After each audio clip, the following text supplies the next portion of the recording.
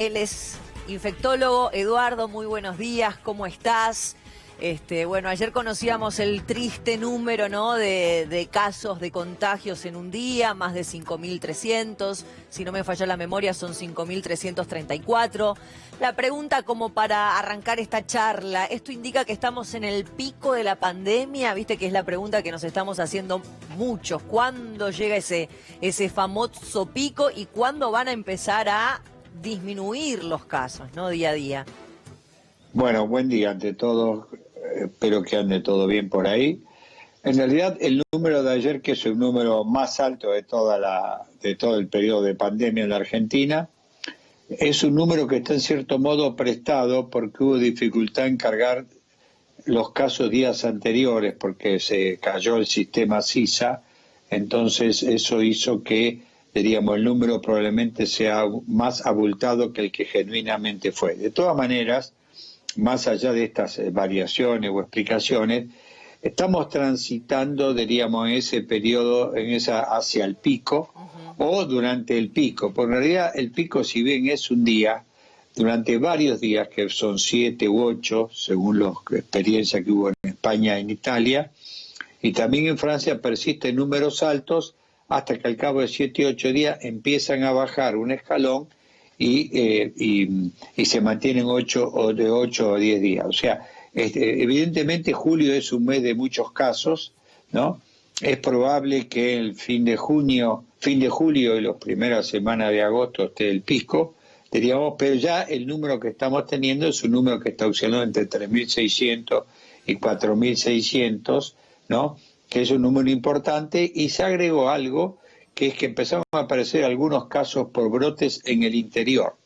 Y esto no es un tema menor, porque hubo provincias que estaban ya en fase 4 o 5 que tuvieron que volver a fase 1. Quizás el ejemplo que ocurrió en los últimos días fue Jujuy, claro, que vinculado a brotes que hubo en algunas localidades, por 100 casos importados, tuvo ayer 129 casos, que yo creo que también son casos que vienen días anteriores.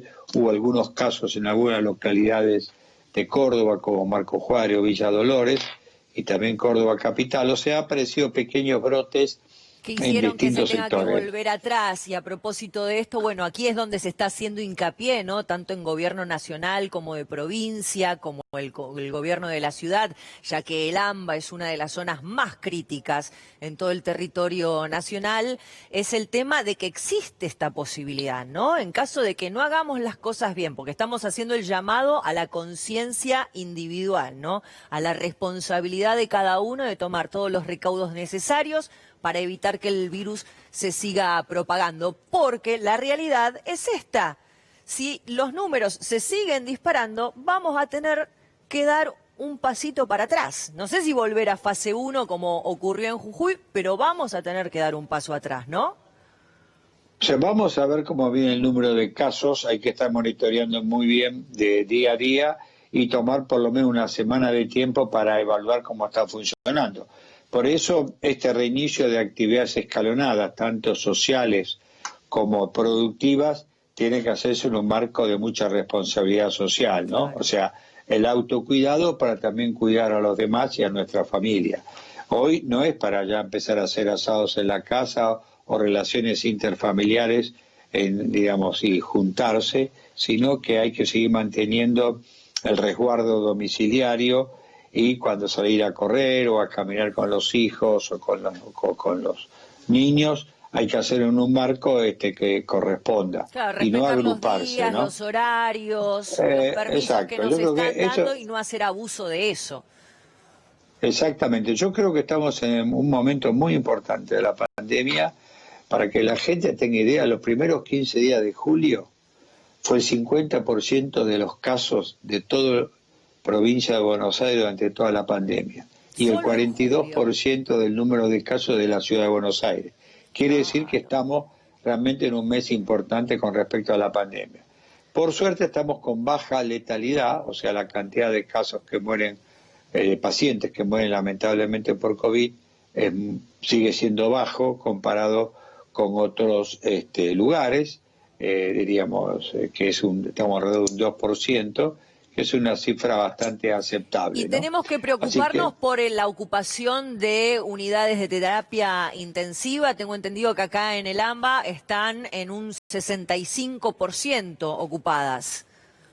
El AMBA está en un 65%, en Ciudad de Buenos Aires, por versiones que tengo, no por datos concretos, en algunas, en las instituciones privadas, ya está alrededor del 75%. O sea, son números altos, Sí. diríamos, pero todavía no saturan. Hay que mirar día a día y hay que tener un plan B para no cometer el error que pasó en otros países, que las camas de terapia se saturaron, ¿no? Capacidad de derivación a áreas, a lugares cercanos, ¿no? Donde hay menos número de casos, detectar el paciente que tiene chance de ir a terapia para derivarlo precozmente, etcétera, que seguramente se está trabajando en esto, ¿no? Eduardo, quería preguntarte por las vacunas. Viste que parece ser que hay buenas noticias con respecto a la vacuna que se está desarrollando en Oxford. También hubo buenos resultados con la que está desarrollando el laboratorio Moderna en los Estados Unidos, teniendo en cuenta que están aplicando esta copia del código genético y no haciendo uso del virus muerto o debilitado, ¿no? ¿Qué opinión tenés al respecto? Todas estas vacunas tienen estrategias diferentes o algunas similares, pero todas pretenden más o menos lo mismo, que dar inmunidad lo más rápidamente posible. Entonces tenés vacunas a virus muerto, como una de las vacunas chinas, tenés vacunas que tienen un transportador, que los médicos le llamamos un vector, que es un virus que en general no da infección, que es un adenovirus, donde adentro le ponen las proteínas del virus de COVID-19 que causa la enfermedad, y con eso se vacuna. Hasta ahora los resultados son todos alentadores en las distintas vacunas, ¿no? Y ahora hay que ver la prueba real, que es el estudio de eficacia en grandes grupos poblacionales, 20, 30.000 casos, y ver cómo se comporta, en el cual vacunás a la mitad y a la otra mitad no la vacunás. Que se le administra el placebo. Exactamente, y ves en ese sentido cómo reaccionan los anticuerpos, cómo se producen anticuerpos o cómo se producen células que tienen memoria de cómo reaccionar frente al virus, que son los que ustedes han escuchado, linfocitos T. Esos linfocitos T, que son unas células particulares, guardan la memoria. Entonces, aunque a vos se te bajen los anticuerpos a través del tiempo, pero si uno recibe el virus nuevamente, esos linfocitos T que tienen memoria, rápidamente mandan a que se produzcan o que se liberen gran cantidad de anticuerpos, con lo cual es importante no solo los títulos anticuerpos, sino la memoria inmunológica. Así que ahora vamos a la vida real, que es ver con grandes cantidades de población cómo se comporta la vacuna. Yo soy realmente optimista en ese campo, ¿no? No, y más considerando que una vacuna generalmente lleva en tiempo de desarrollo unos 5 años. La verdad que se están obteniendo grandes resultados en muy poco tiempo, ¿no? En corto plazo. Bueno, se han permitido saltear algunas etapas o colapsar algunas etapas del desarrollo, ¿no? Cosa que es lógico frente a una enfermedad pandémica.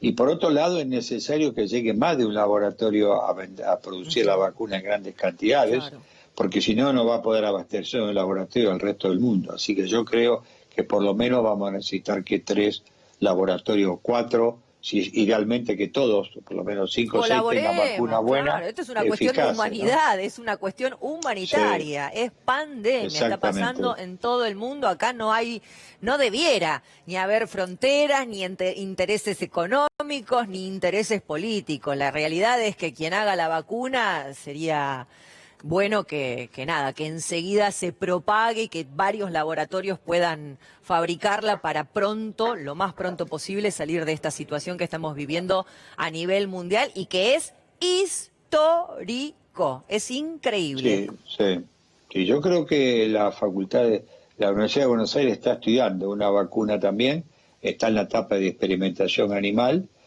junto con la Universidad de Wisconsin, con lo cual también esto es una buena noticia.